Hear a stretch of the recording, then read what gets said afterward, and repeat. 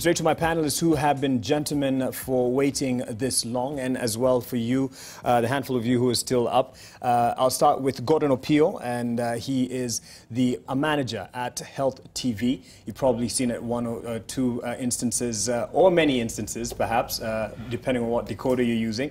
But he is also a veteran journalist within, he has been at Standard Media, was at Standard Media for 10 years, and before that, the Weekly Review within the newsroom. Thank you for joining us. And next to him, we have Jared Okello. He is a political analyst.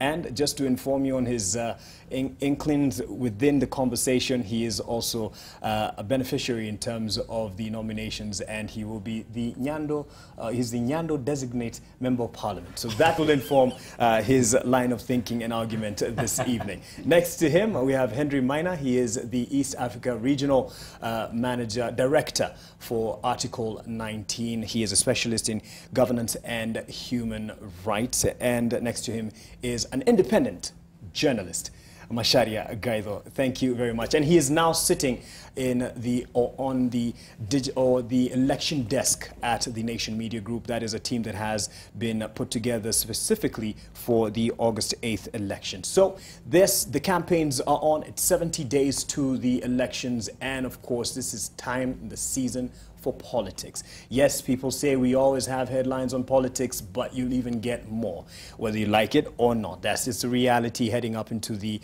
August 8th elections. And some of the unfortunate things that you will see, some scenes such as this. And Jubilee and NASA youth clashed in Nairobi City Centre this evening, moments after the IEBC accepted President Kenyatta's papers. The youth hurled stones at each other, causing damage to buildings and parked vehicles. Kennedy Mureithi was there to witness that and captured this report. The calm on the streets of Nairobi was disrupted as youth from Jubilee and NASA engaged in running battles. This was immediately after President Uhuru Kenyatta had submitted his nomination papers. Businesses along Wabera Street were shut for fear of vandalism as the youth hurled stones at each other. The standoff persisted for about 30 minutes.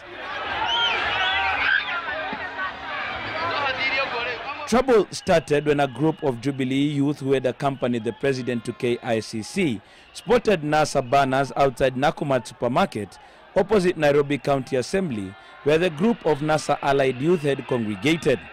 Jubilee youth did not take this kindly.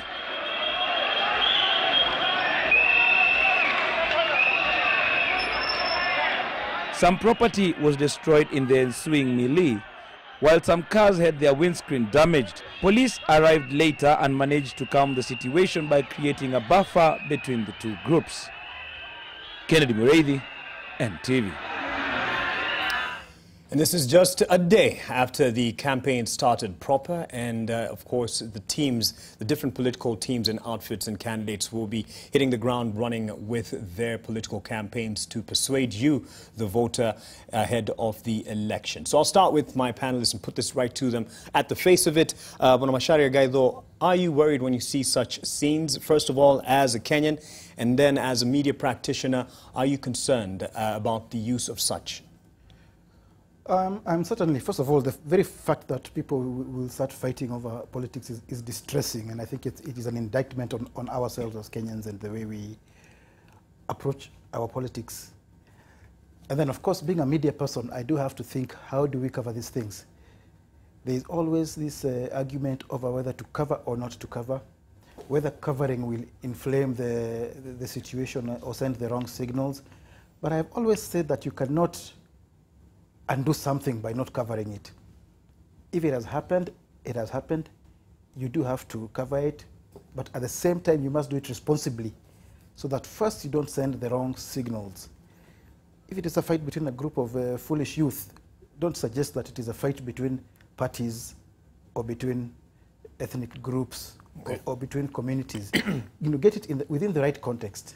Because there's the accusation, I'll throw this to Henry, of the balkanization, and it's thrown at the media. Why are you carrying this message? As he said, it could be a handful of just foolish youth, but we brand it a NASA Jubilee thing, or whichever party is represented. Yeah, I think for me, it's very distressful that we see this happening, and it's happening at the starting point of the heavy campaign, and happening in Nairobi. And for me, I think I would still have covered the story, but I don't think the anchor taken was sufficient. I think seeing Muriithi end by telling us that police created a buffer, that is where the mistake in that story is. We need to have questioned the police. Where were they when they left hooligans to destroy other people's property and fight in town? So that story is missing that big link, because remember, I think 2 or 3 weeks ago, we had the IG saying he will not permit such things to happen. Right. So that's a missing link. But the second link is, where is the question on if for sure the youths are affiliated to any of the parties that have been approved to vie? Mm-hmm. Where is the story? What is IBC going to do? So that it's not just seen that we are normalizing violence. We will expect it in the next 70 days, and all that the police will be doing is to create a buffer that people don't vie. We need to see journalists moving to hold to account different stakeholders, different actors in politics to be held to account. I shudder when we're told nobody was arrested today, because that normalizes. You then expect that tomorrow the very youth would come and begin seeing where is a banner or a t-shirt of a rival team, if the reaction here was purely on a banner being somewhere. Okay. You know, because you don't see the reason that caused even the tension. It was, we are searching for banners, as it were, and saying the others are opponents. Jared, as the labeling that has been mentioned here of whether it is supporters of a certain party or a certain party, is it the mistake, is it a mistake in your view to label, and does that whip up emotions even further? Well, thank you, Mark, for the invitation. It is disheartening to see what is happening, especially a few days preceding the general elections. What firstly we want to believe is that this is not a precursor of what awaits politicians during their campaigns and even during the election day and thereafter. These are issues that ought to have been properly averted if the government took action. Firstly, it is not on a very usual day that a president of the republic is presenting his nomination papers without the police creating enough security within and around the city. Even yesterday, there was such a big event for Right Honorable Raila Amolo Odinga to present his papers, and you could see the joy and ecstasy that people had around KICC, that therefore necessitated good security measures to be undertaken. Suffice to say, we have the National Intelligence Service. Countries that have perfected issues of security have invested a lot on intelligence gathering. But we do know that we have an intelligence network within this country that pays a lot of credence to listening to politicians talking to their wives and girlfriends at the expense of security of this nation. If indeed they put their boots on the ground, they ought to have known well in time that this was that there was a potential of such a ruckus to happen within town.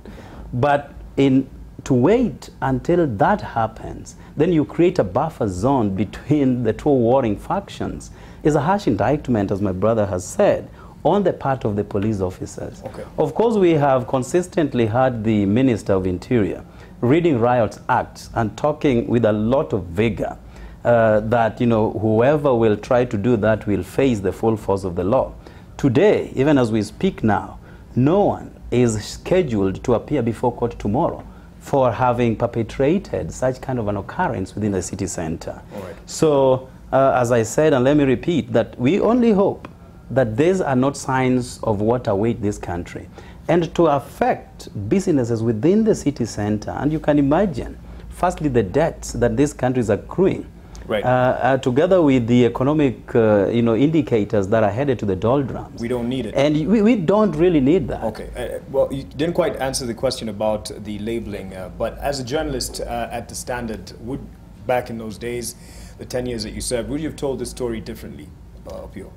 I think probably I would have told it a bit differently. But what we saw today was just the result of a long process that has been going on. Especially, I would actually point a finger at the press and particularly the opposition, NASA. Because basically they've been having these war drums, sounding them for a very long time.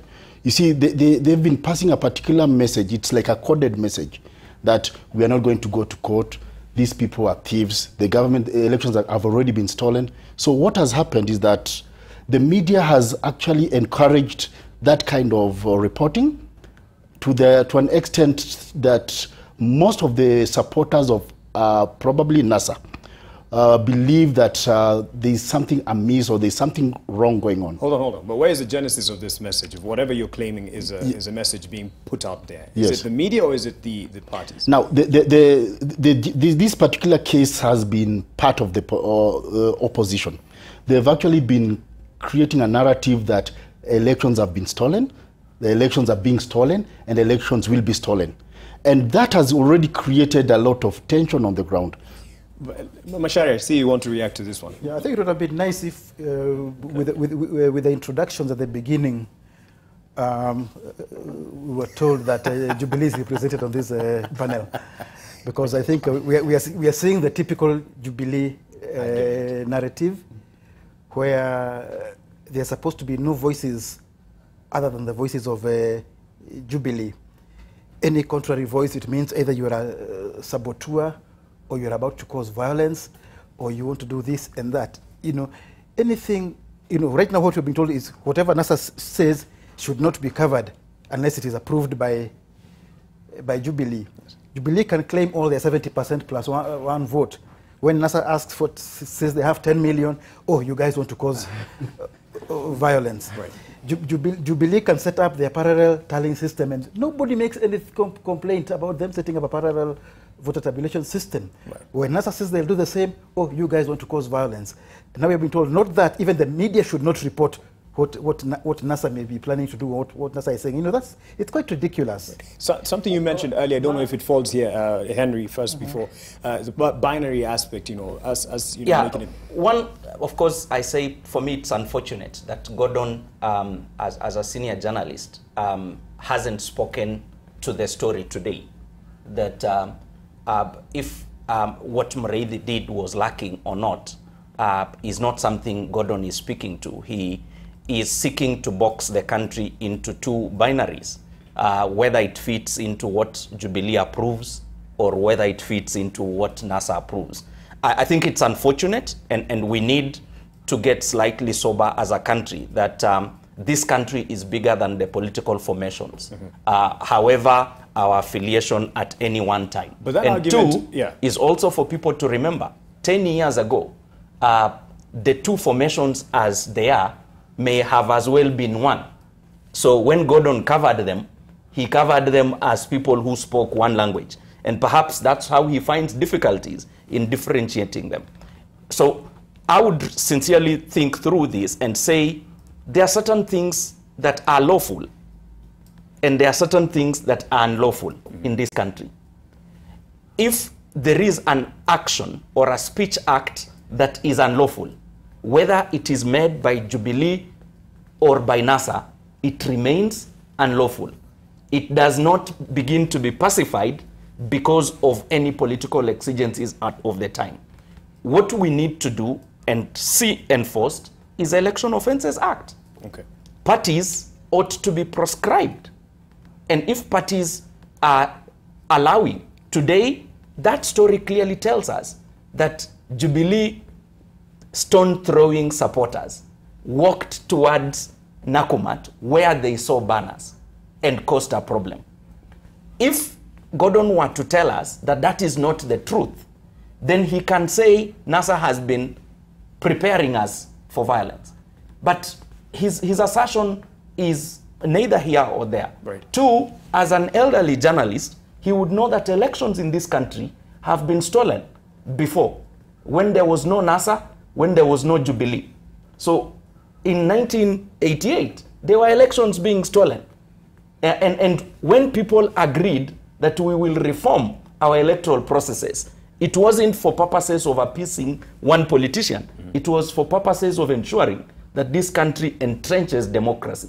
So I would appreciate if we see the steps we need to make, how institutions ought to come to bear, so that this does not become a norm, and it does not become an issue of us saying, if it's done by Jubilee, it is right. If it's done by NASA, it's wrong. Real quick before we take a break. Jared.